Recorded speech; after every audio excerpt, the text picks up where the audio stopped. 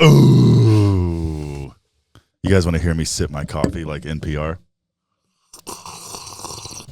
AMSR, After Dark. NPR ASMR. Well, good morning. Good Hey, morning. we're back. We got a quickie. We're going to have a little quickie this morning. If that's okay with you guys. I'm all revved up and ready. Yeah.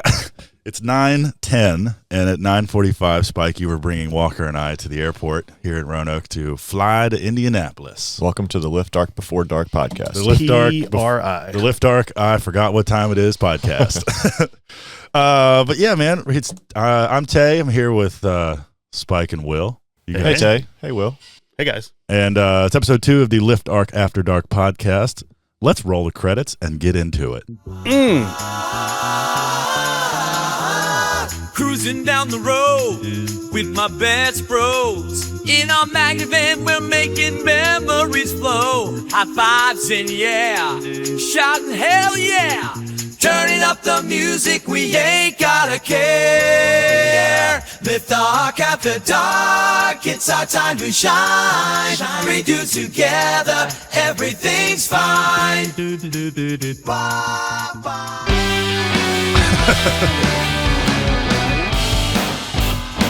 Are we going to get sued? No, these come preloaded on here. No one owns them. I guess we got. I like that one. Yeah. I vote that one. Well, the Lift Dark After Dark today is that it's dark outside, even though it is the morning. We've been here since the wee hours, so it might as well be night at this point. oh yeah, I got here at 6 to try to attempt to finish putting the Titan 25T CNC press brake from Langmuir together, and it took me 3 hours to put the X and R axis arms together. R axis? Yeah, that's part of the automatic back gauge. So a CNC press brake, the part that makes it CNC other than the bend being controlled, is that the back gauge that will move to make it foolproof how far you push the metal into the machine. So with every bend, as long as you program the bends the right way, it will figure out the bend order, and then it says operation 1, and then you press the safety buttons and it does that, and then you remove it, and then it says you click operation 2 and it reconfigures itself. So it's just a computerized stop. Yeah. And that's called the R axis? I think. I built some things that were called the R axis arms this morning. I don't know. The R stands for real cool, Spike. Yes, the R stands for. Anyway, welcome to the podcast, everyone. This is episode 2, and one thing that I was laughing about a few days ago with Will is that in the first episode, which hopefully you've listened to, we didn't spend any time telling you guys really who we are, what we do, why we're here, how we got here. I just want to reassure everyone, it's not the assumption that we're famous and everyone already knows all our shit, but we do make so much content that you tend to forget that, like, even if you're watching this podcast on YouTube, on our YouTube channel, you may be hearing this for the first time somewhere else. Well, yeah, it's a new avenue. It's a new channel, potentially new audience. Now, most of the people watching these first few are probably people that saw us talk about it on the channel, and they're not new to us. But in the off chance that you are, my name is Tay Whiteside, and across from me, I'm Spike Geffert. Hey, and I'm Will Sellari. And I started Lift Dark Studios in 2018, a custom design and fabrication company. I was by myself for quite a while, and then Walker Hooper joined the team to help document the 1900s machine shop that I was overhauling at the time to turn into Lift Dark Studios. And then fast forward 4 years from there, Spike joined the team. Our buddy Aaron joined the team and has since moved on to do his own stuff. And then Will, you've joined the team, and Hunter out there working has joined the team. So there's 5 of us now. We have since moved out. There's Hunter there in spirit. There's Hunter. Clanging in metal. Trying to keep the lights on out there.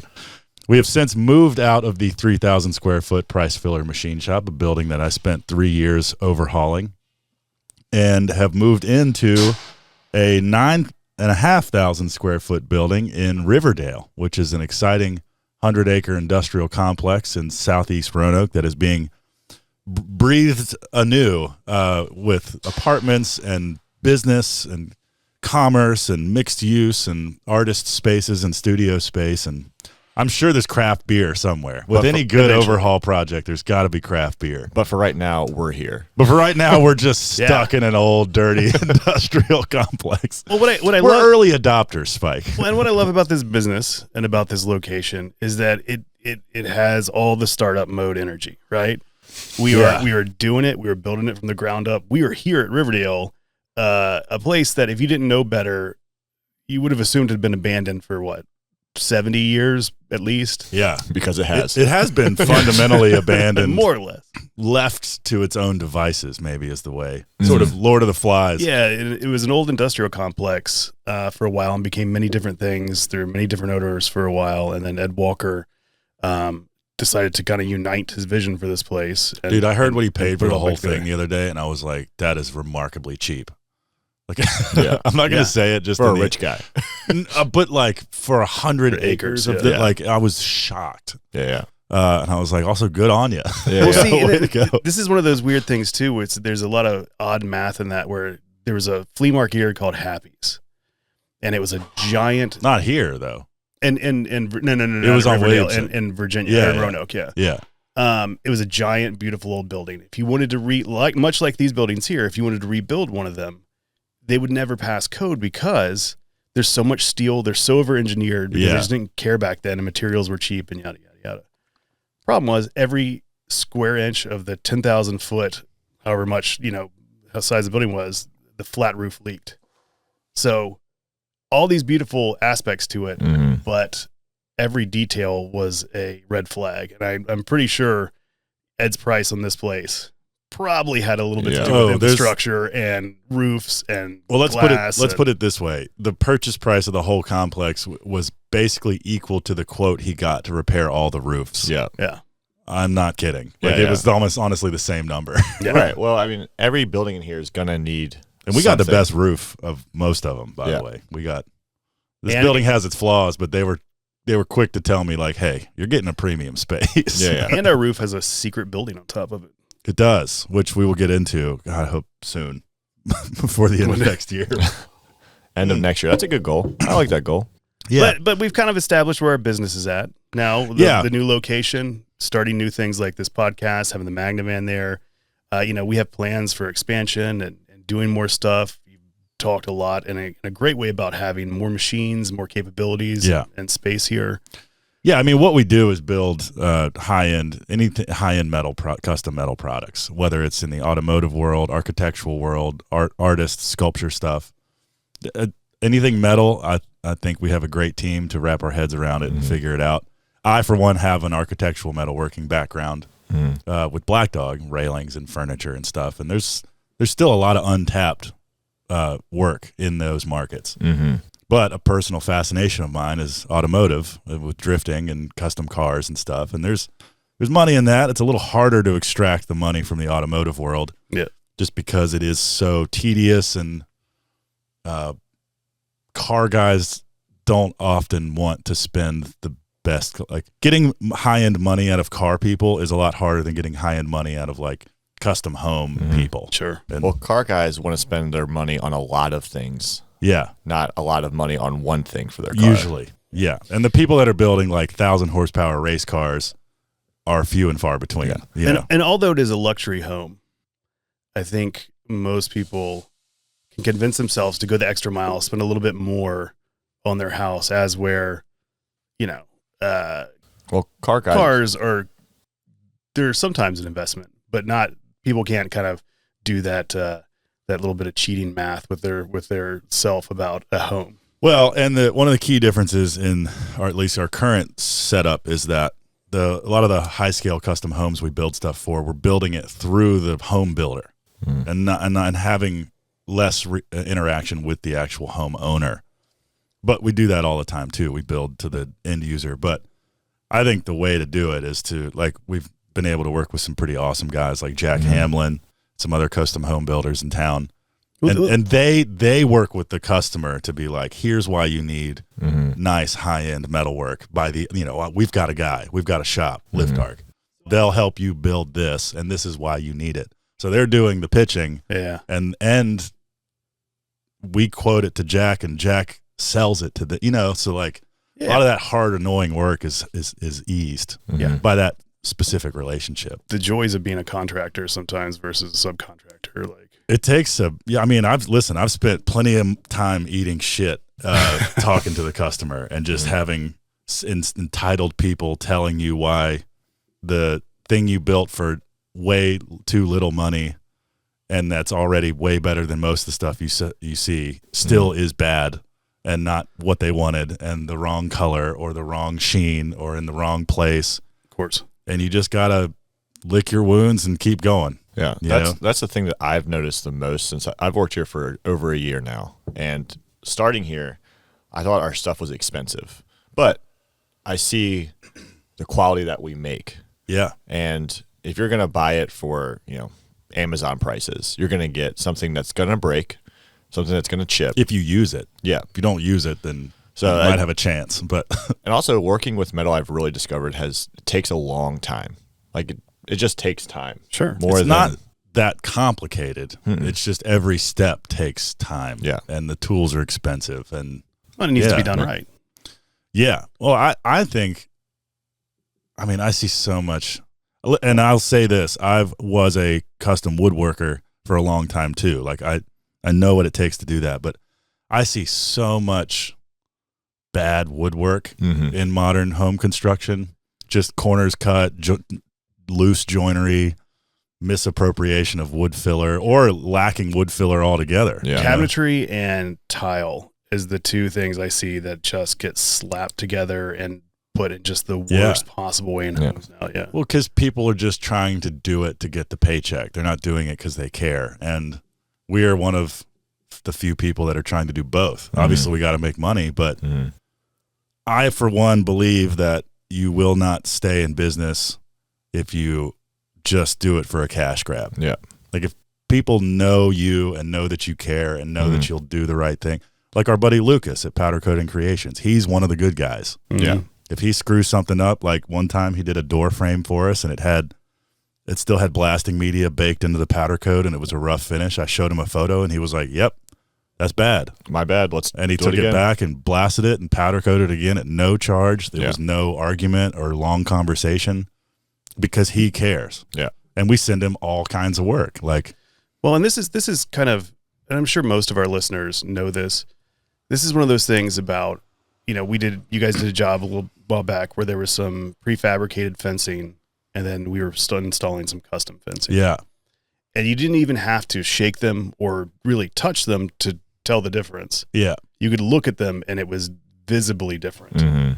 Which that's the kind of thing you log in your head and you just wait for them to notice and you just trust that people will notice. Absolutely. And they do. Yeah. Well, and one of the things, again, I think most of our listeners probably know this, but, a lot of things that are manufactured in China or are manufactured cheap and fast. And that's why you can get a prefab fence pretty cheap versus a custom one. But, I had a friend who was an engineer for Aussie Grills. And again, all their grills are metal. They would order 10,000 units from China. He'd go over, pull 100 of them out to do a quality control, and all the welds were bad. Yeah. And he would say, "Guys, we have told you 800 times to just get a weld inspector." And the problem with paying somebody so cheap to make something is they cut every corner they can. They have to. Yeah. And so what ends up happening... It's value engineering. Absolutely. Yeah. And the quality suffers exponentially. One big windstorm, even a moderate tree branch, anything like that would fall on that prefabricated fence, it's going to crumple that thing. It's toast. If you're playing football in the yard and you're running for the catch and you don't see it, you're going to run right through it. I would wager you could drive a truck into the fence that you guys built. And it might not still look great. It's going to hurt the truck. Yeah, it's going to hurt the truck. It's going to give it a run for its money. Well, and the guy that falls off the patio and hits our fence, it's going to be, he hopefully will not continue to fall down off the wall, but he's going to be in some pain. Yeah. I don't know how many times in my life I've had this conversation now, but I had a very personal experience with value engineering at Black Dog, and a guy whose name I will not say, but he was in charge of quoting and designing the jobs. You know who I'm talking about. And us down in the shop really cared about what we did. And this guy who was the salesman for the custom fab shop was just so addicted. And this is such a salesman trait. He was so addicted to closing the deal that he would say anything. He would discount it to any point just so that that person wouldn't leave, which is bad. I think it shows desperation. I think there's power in taking the deal off the table because you can't go to a Ferrari dealership and say, all I have is $10,000. And they'll go, oh, well, we'll make a special case for you. They'll say, too bad, man. You can't. There's a Honda dealership down the street. And he did that, but then we didn't change how we built it. We still built the best thing we could, but then we would get yelled at because the profit's gone or not there. Yeah. And this guy, the salesman, would come in later and be like, oh, well, just don't do that, or just do it shittier, or just maybe don't take it all. It's like, well, but you already sold him on a it's thing. like telling a chef, like, hey, maybe don't bake it for as long, or don't maybe use some Kraft mac and cheese instead leave out of all cheddar. the sides. Yeah. You know, and it's just like, fuck you. That's not what I do. It's also a good way to lose the incentive from your employees because, like, personally, Because you're literally telling them not to care. Yeah. Which is horrible. yeah, and if you're telling me not to care, well, then I won't, and then my work is naturally going to get worse. Yeah. You're going to get less production out of me because I want to care about what I'm doing. Well, and that person's not going to, if they really care about their craft, they're not going to stay there that long. Yeah. Well, there's also inherent value and things of worth. You know, you built a custom, what kind of table would you call that? The like oval a one? cocktail It was a table? cocktail table, yeah. Yeah. That thing, You really like that table. I love it. I mean, because Yeah. again, it's a type of design I like, and it's a type of design I've always liked that I could never afford. You Yeah. know what I mean? And that thing was gorgeous. And the thing about paint, God, I built it for way too cheap.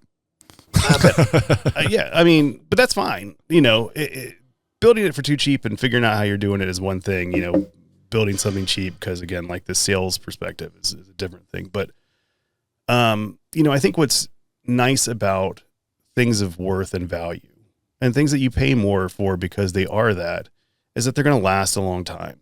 That was literally her justification. When we gave her an estimate and she had a little sticker shock, I said, well, let me know what you want to do. Like, I didn't offer a discount. I knew it was we already kind of combed over it. And I even had you add some hours to it because I was like, there's a lot of handwork in here. I don't know if I can do it. Yeah.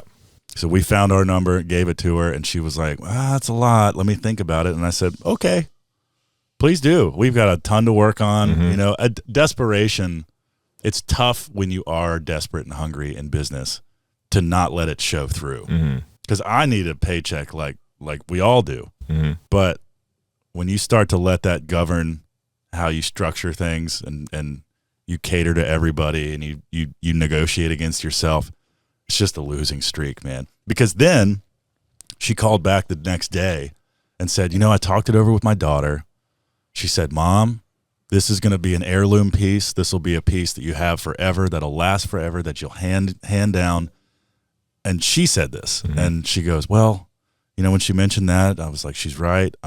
I like, she takes pride in all the furniture she keeps in her house. And she's like, yeah, let's do it. Let's go for it. And I was like, I appreciate you. And that's exactly what we do here. It's I truly a appreciate you custom piece of recognizing that. furniture though, too. And I think what people forget about those kind of things is it's like, you know, I can buy a cocktail table from IKEA. It's going to kind of look fancy. It's going to last 1 year maybe. It's going to survive maybe one move, and then it's done. Yeah. It's just trash in a landfill. I think about, you know, custom furniture and custom work like this, whether it's in houses or whether it's furniture, you know, you have a piece of, was it granite from her house? Yeah, well, and that's the other thing. Like, she had this oval piece of granite that she had nothing to do with, and she wanted it built for that. So not only did we build the table to hold this piece of granite, we took design cues from two existing tables she had. Like, one table she had these like hourglass curved legs, and the other table she had these like tapered legs. And so we did both. Right. We made tapered legs and then we rolled them. And it's literally sitting in between these two tables that we took inspiration from. So it's like now all her stuff is cohesive. It all, you know, nothing stands out. Yeah. And the thing is, not only does she have a custom piece of handmade furniture now, it is unique to her home and ties into her home in a way that she could never find like in a big box store or in a retail setting.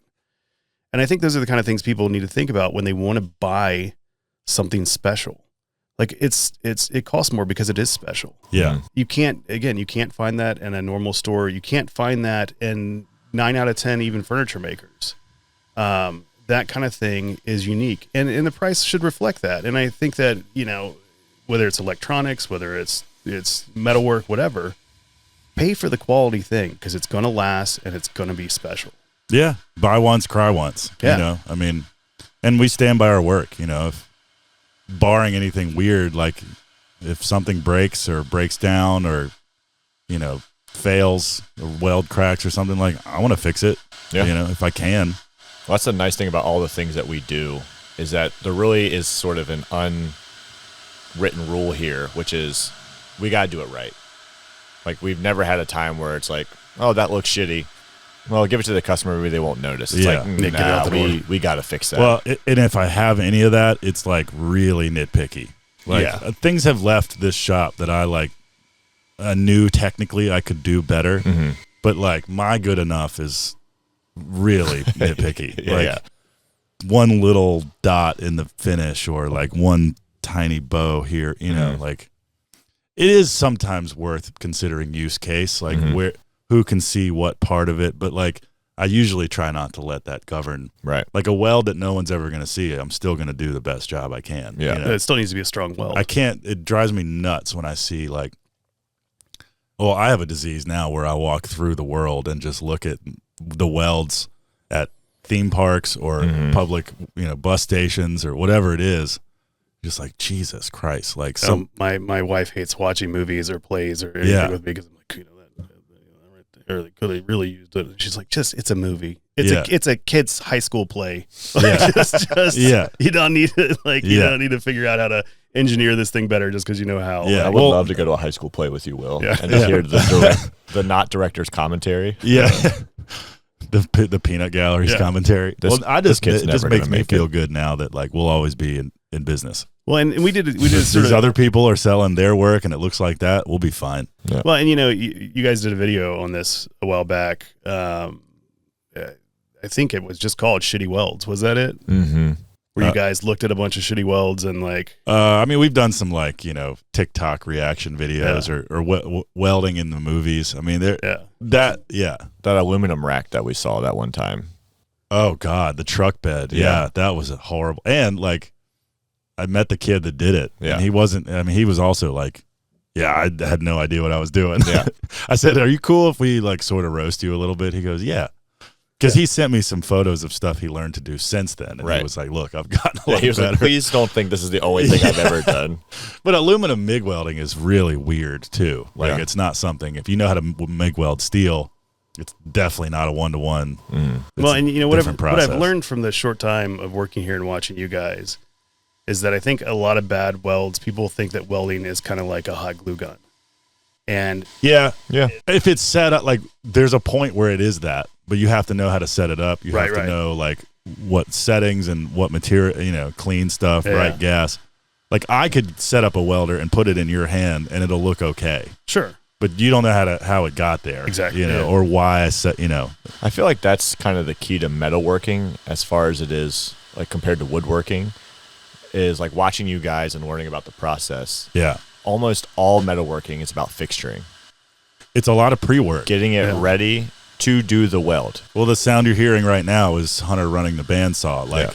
And we interviewed a kid yesterday that may work for us. It's like, I don't really care if your welds look amazing. I mean, I do. It's a nice bonus, but like that's 20% of the job. Can you think in a 3D space? Can you take a shop drawing that calls for a mitered piece of tubing and make the tube look like that via, with tools and stuff? And I mean, I talked to a guy one time who runs another shop in town, and he said the first thing he had someone do when they came in to interview was measure his desk. He threw a tape measure at him and said, measure my desk. And he's like, you wouldn't believe how many people just couldn't even read a tape measure. Yeah, when I was teaching wood shop, we did a month worth of measuring. Yeah. Like learn what is an inch? What is 5/8 of an inch? And these kids are in high school and they haven't learned it yet. Yeah. Which Listen, the imperial system is very strange anyway. Yeah. Well, we teach the metric system to kids in 3rd grade. Yeah. But then we're like, listen, you're don't not worry going to see about any of it. that. Yeah. So as someone new to the shop, here's a couple things I'd like to know. I know your background. I have 5 minutes, by the way. Oh, okay. I have a hard out, everybody. We're about to fly to Indianapolis, but I know how you got to furniture custom stuff through Black Dog. How did you get into custom homes? Was that just kind of through doing custom furniture? Yeah.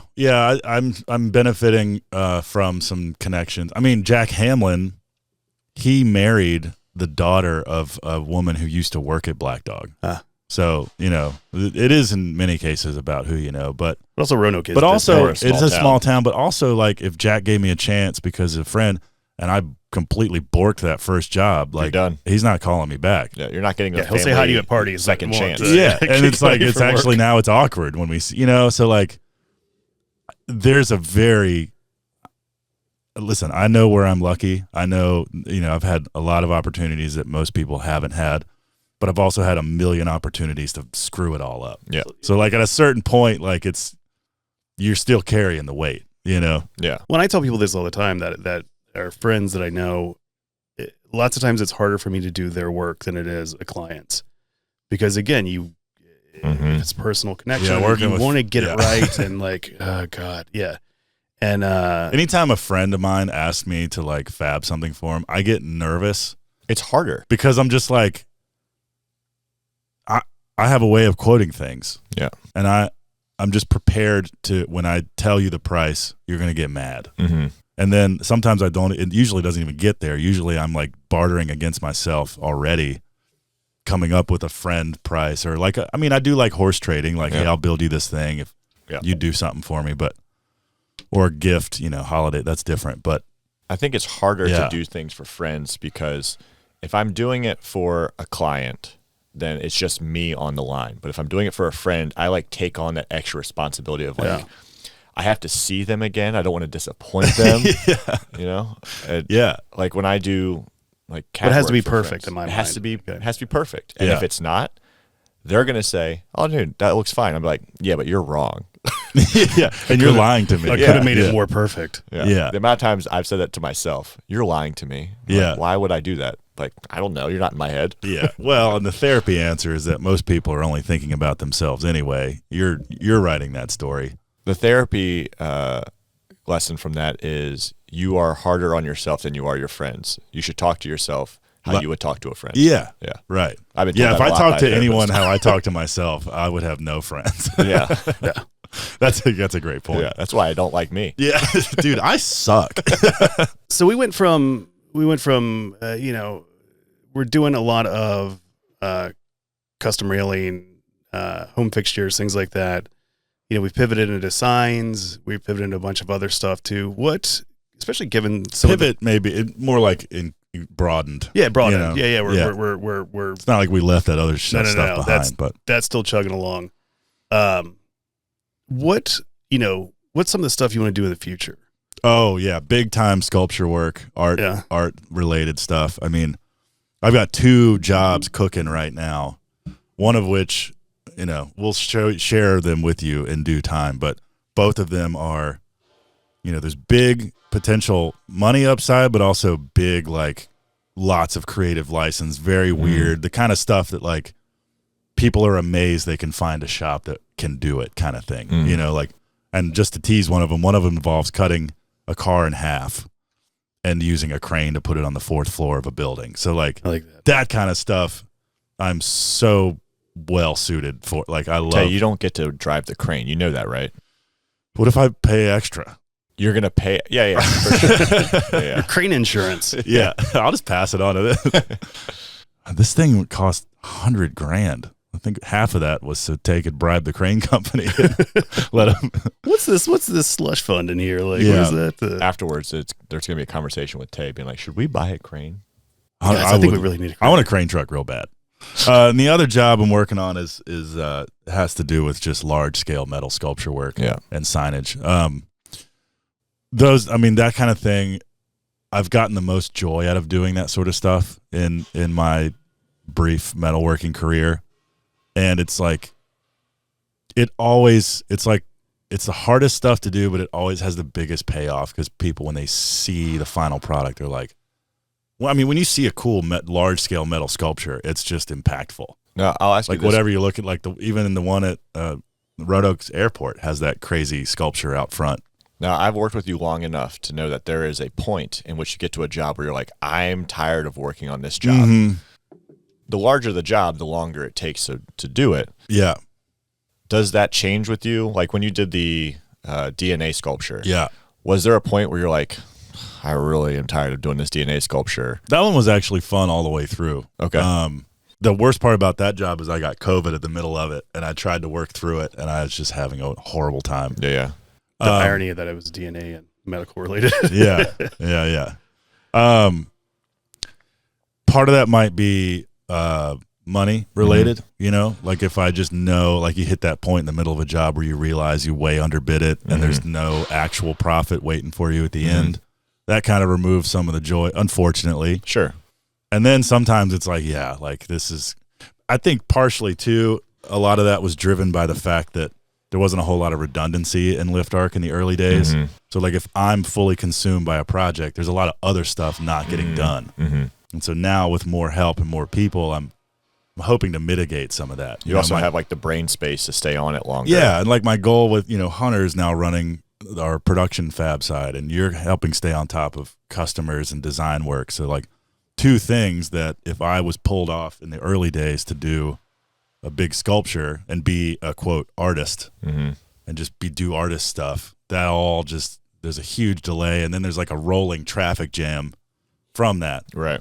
So a lot of that like lost joy was just reality. Sure. Hit me in the head. Trying to hold it off. Yeah. No. Well, my friend BJ has this really great kind of ethos about work like this, where it's, you got your hobbies, you got your jobbies, the things that like sometimes make you money, and then you got your work. And he said the best thing you do is figure out, like you're doing, how to get the work on automatic so you can turn that jobby into more work and keep funneling your passions into what you're doing. Because that's how things stay fresh. That's how things stay fun. And that's how you don't get burnt out also. Well, I don't want anyone here to feel like they work in a production plant. I mean, even Hunter, when he's cranking out these many 100-foot railing jobs, I'm like, every few days, man, just like peel off and do something else. Like a few days ago, he made a custom fire pit for himself. Like, yeah, it's very cool. Big fan of that. Hey, man. The mirror frame's back. Powder coater showing up. I mean, work's showing up, work's happening. Yeah.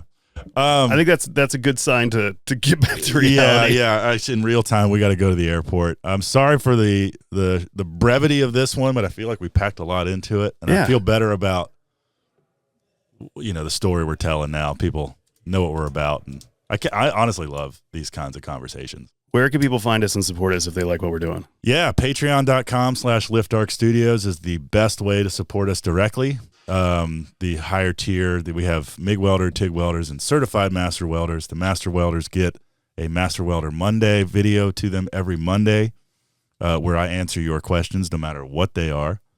And what are the other benefits? I spent all morning putting together. We got the plaque of patrons. Your name gets to go in the Magnivan. We have small batch merch that is exclusive to them. We have discounts on all of our merchandise for our Patreon members. In fact, I was thinking about this today. If you join our Patreon, the discount you get, if you just buy one shirt, it pays for 2 months of the Patreon. So it's really like, it's a steal at any price. Yeah, help us out. We have 2 types of t-shirts right now for sale at liftarcstudios.com. Stickers, hats, very limited supply left on the hats. Will's wearing one right now. Very, very cool. And if you guys want to support us with your eyeballs or your clicks, you can go over to our YouTube channel. That also helps us, with our revenue stream. And that's free, by the way. Clicking that subscribe button is free 99. Click, like, comment. That all helps us, be able to do what we do, get to do the fun stuff like this, as well as all the metal work. Absolutely. And speaking of our patrons, shout out to our Patreon patrons right now: Garrett Calkins, Lex Hellis, Craig Masick, Amanda Ruby, Jane Barwick, Martin Panetta, Eric, Frank and Katie from High Brace. What's up? Andrew Zink, Brian McMahon, Alan Robertson, James Smith, Steve O'Neill, Mark Levitt, John Bocock, Cindy Wilson. Those are our certified master welders. Let's go ahead and throw in our TIG welders in the podcast. TIG welders, they now get a mention on the podcast. Molten Ember Fabrication, Ian McKay, Rick Housley, Rick Daniel, Tim Massey, and Kelly Hooper, Walker's mom.